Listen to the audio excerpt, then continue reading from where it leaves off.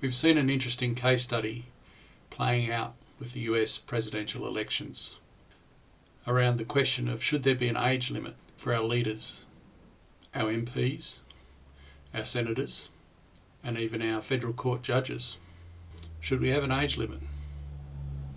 Welcome my fellow Aussies. My name is Brett Manning. I'm trustee of the New Aussie Constitution Trust. The New Aussie Constitution is a draft proposed replacement for the current Australian Constitution. It's been developed outside of government and outside of political parties. The New Aussie Constitution, as it is currently drafted, has an age limit of 70 years for all members of Parliament, the Prime Minister, the Governor-General, and federal court judges. So is it right that we discriminate and say that somebody over the age of 70 shouldn't be serving in the leadership of the country? I would argue that this is one of those times there is a proper purpose for discriminating on the basis of age. So we've seen in America that Joe Biden, who's 81, has been determined unsuitable to run for another 4 years in office. We have Donald Trump, who's 78 years of age and is planning to run for another term in office.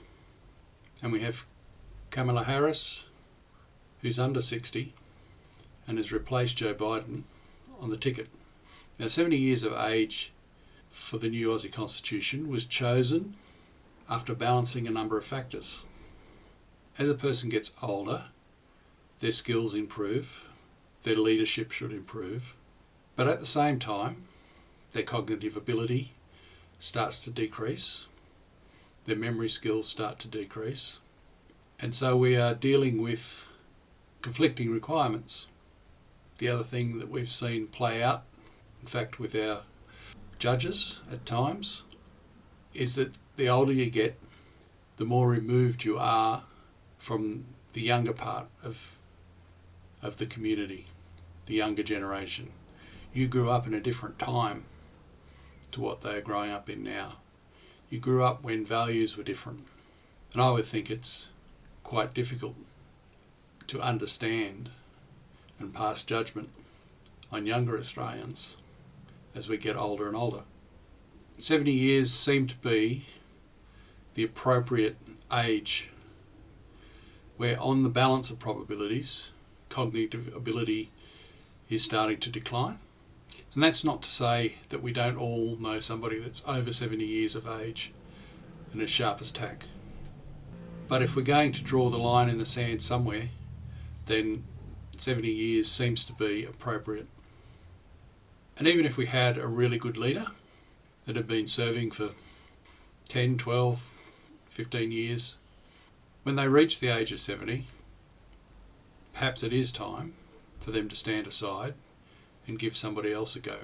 Joe Biden standing aside gave Kamala Harris a go. And the thing that's throughout this debate in the US that has always amazed me is that these two great powers of the Democratic Party and the Republican Party, with all of their resources and all of their membership, couldn't put forward candidates that were younger than 70 years of age to lead them to a victory. That amazes me. And I suspect that those leaders do exist within those parties. And if the older candidates stood aside, I'm sure they would emerge. So in the new Aussie Constitution, we have fixed 4-year terms. To be eligible to be elected as a Member of Parliament, he must be less than 66 years of age on the date of the election. And that will ensure that after your 4-year term, you're retiring before you're 70 years of age. With federal court judges, the new Aussie Constitution draft says that they need to retire when they turn 70. And let's face it, if you're 70 years of age, probably is time to retire and give somebody else a go. You want to know more about the proposed new Aussie Constitution? Please visit the website at www.newaussieconstitution.com.au. Thanks for your time.